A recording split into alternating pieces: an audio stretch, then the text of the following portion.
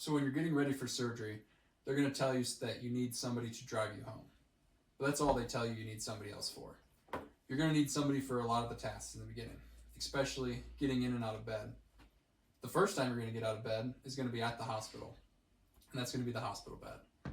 Now the hospital bed is going to be a twin, so you could roll left or right. You're not going to be on one side like this bed. That's good because your incision is going to be either slightly to the left of your spine or slightly to the right of your spine. Occasionally they'll go right down the center, but depending on where they're entering from, it may be off center. You're going to want to ask them which way it is. You won't feel it right away, but eventually you'll feel it because there'll be more swelling towards that side. And you're going to want to roll away from that side in the future. So if your swelling's on your right, you lift your right leg up slightly. And if your swelling's on your left, you lift your left leg up slightly. That way you can roll to the opposite side. So my swelling and my incision's on my right side, so I'm going to want to move my right leg up to a bent position.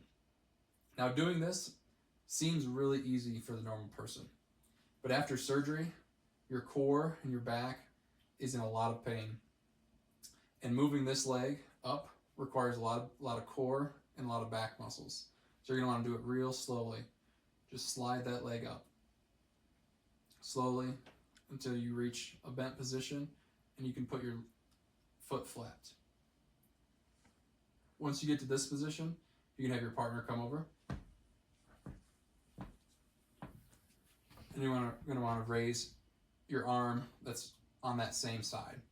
And you'll tilt it over. You'll tuck your opposite hand in so it's easier to roll. And then they'll pull you over to a rolling position. Keeping your leg leaned over into that side to help. Once you're here, you can slide that other knee up so that they're equal to each other and get them a little bit closer to the edge of the bed. I usually do this by just sliding my feet over a little bit. Once you're here, it's best to give them a hug and slide your feet off the side of the bed at the same time they tilt you up. That'll make it both easier for your partner and easier for yourself. There'll almost be no effort at all because your legs balance your upper body and pulling yourself up. Once you're here, you're going to want to use your hands. You can use your partner too in the beginning and push up and help you get to a standing position. From here, you're free to walk out of the hospital, to the wheelchair, or to wherever you need to go in the house. Now getting into bed is going to be the opposite of what we just did. Obviously, as mentioned earlier, you're going to want to pick the side of the bed where it's going to be easiest for you to roll into. So if you can lift your right knee, you want to be on the left side of the bed. And if you can move your left knee up, you want to roll up the right side. This is the comfortable side for me. I'm going to go over to the bed. I like to find the exact halfway point and get as close to the baseboards as possible so that my shins are completely touching it. That way I can scoot back further and I won't have to readjust once I'm in bed. So I slowly sit back down, and now I'll need my partner's help here. Basically, bear hug. They'll lean you back. You'll use that as a lever to pull your legs up. And then once you're here, they'll push you back.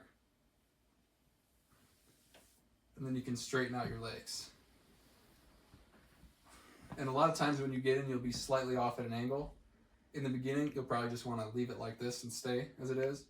As you get more comfortable and some of the soreness wears away, you'll be able to inch yourself up a little bit and readjust by moving each leg up a little bit and then down. But you most likely won't be able to do that in the beginning. All right, everybody, thanks for watching. If you liked that video, please hit the like button and subscribe for more videos along the journey. I am not a medical provider, and anything I say in this YouTube channel should not be viewed as medical advice. This is simply my biased opinion and a demonstration of the way that I like to do things. Thank you.